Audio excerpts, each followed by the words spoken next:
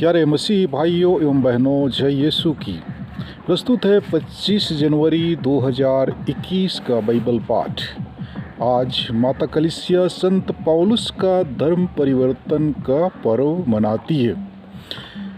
पहला पाठ प्रेरित चरित अध्याय 22 पद संख्याएं 3 से 16 तक से लिया गया है। मैं यहूदी हूँ। मेरा जन्म तो किलिकिया के तरसुस नगर में हुआ था, किंतु मेरा पालन पोषण यहाँ इस शहर में हुआ। गमालियल के चरणों में बैठकर मुझे पूर्वजों की संहिता की कट्टर व्याख्या के अनुसार शिक्षा दीक्षा मिली। मैं ईश्वर का वैसा ही उत्साही उपासक था जैसे आज आप सब हैं। मैंने इस पंथ को समाप्त करने के लिए इस पर घोर अत्याचार किया और उसके स्त्री पुरुषों को बांध बांध कर बंदीगृह में डाल दिया। प्रधान याजक तथा समस्त महासभा मेरी इस बात के साक्षी हैं। उन्हीं से पत्र लेकर मैं दशमिक के भाइयों के पास जा रहा था, जिससे वहाँ के लोगों को भी बांधकर यरूशलेम ले आऊं और दंड दिलाऊं। जब मैं यात्रा करते करते दमिश्क के पास पहुंचा, तो दोपहर के लगभग एकाएक आकाश से एक प्रचंड ज्योति मेरे चारों ओर चमक उठी। मैं भूमि पर गिर पड़ा और मुझे एक वाणी यह कहते हुए सुनाई दी, साउल साउल, तुम मुझ पर क्यों अत्याचार करते हो? मैंने उत्तर दिया, प्रभु आप कौन हैं? उन्होंने मुझसे कहा, मैं ईसा नाजरी हूँ, जिस पर तुम अत्याचार करते हो।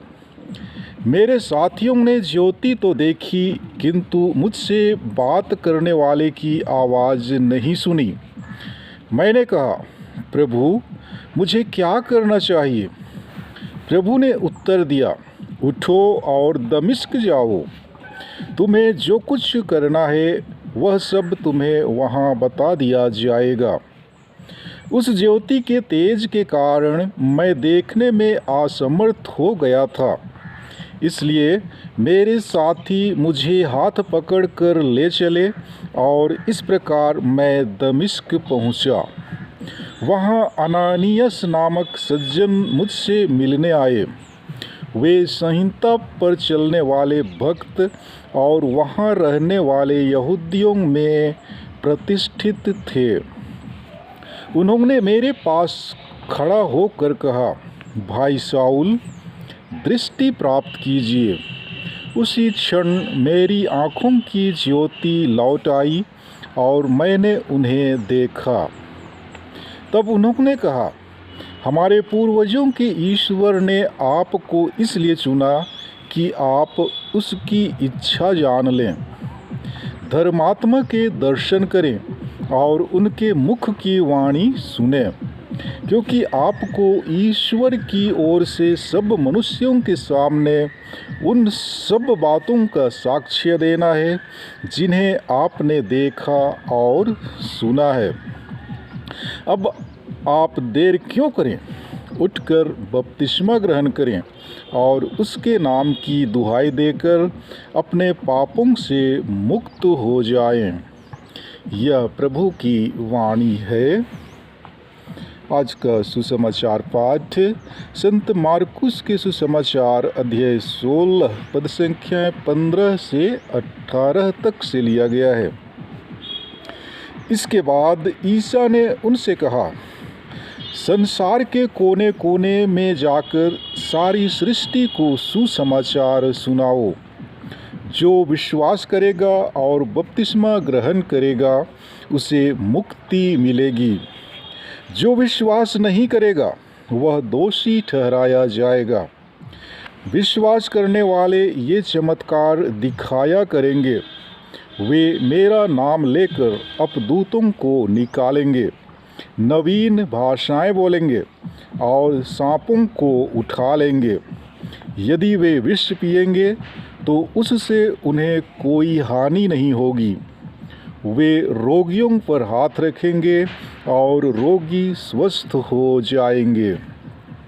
यह प्रभु का पवित्र सुसमाचार है। प्यारे मसीह विश्वासियों, जय यीशु की। आज माता कलीसिया संत पौलुस के धर्म परिवर्तन का पर्व मनाती है। संत पौलुस के पिता एक यहूदी थे, लेकिन उन्हें रोमी नागरिकता प्राप्त थी। इसलिए जब पौलुस गिरफ्तार हुए तो उन्होंने कैसर के द्वारा पूछताछ किए जाने हेतु अनुरोध करते हैं। संत पौलुस शिक्षित नौजवान अपने विश्वास, धैर्य और नियम के प्रति ईमानदार और हठी स्वभाव के थे। वह अपनी जवानी में उत्साही और कर्मठ थे। अपने कार्य के लिए वह कुछ भी करने के लिए तैयार थे।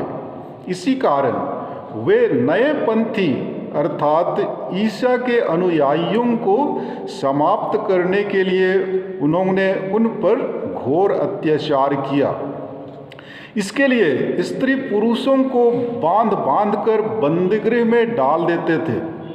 उन दिनों शाऊल कलीसिया के लिए खौफ बन चुके थे, एक ऐसे तानाशाह जिनका नाम सुनकर ही लोगों में डर समा जाता था। लेकिन यीशु मसीह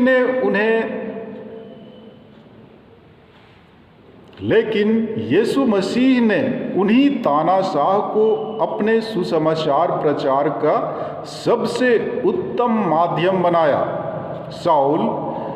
जो शाऊल से पौलुस बने, हम ख्रिस्तियों के लिए सर्वश्रेष्ठ उदाहरण बन गए हैं। मन परिवर्तन के बाद संत पौलुस के हृदय में प्रभु यीशु का प्रेम आग की तरह सुलग उठा था, जो उसे धर्म प्रचार करने में शक्ति प्रदान करता था। वे कभी भी प्रभु के कार्य में थकावट महसूस नहीं करते थे। ख्रिस्त के लिए मर मिटना तो वह अपना सौभाग्य मानते थे। प्यारे मसीह विश्वासियों, आज के सुसमाचार द्वारा पुनर्जीवित यीशु अपने शिष्यों को दुनिया के कोने कोने में जाकर सुसमाचार प्रचार करने का आदेश देते हैं। जिस प्रकार प्रेरितों ने यीशु के आदेश का पालन कर विश्व के कोने कोने में सुसमाचार का प्रचार किया, उसी प्रकार संत पौलुस ने भी दशमिक के मार्ग पर ख्रिस्त मिलन के अपने अनुभव को गैर ख्रिस्तियों में बांटा। इसलिए उन्हें गैर यहूदियों का प्रेरित कहा जाता है।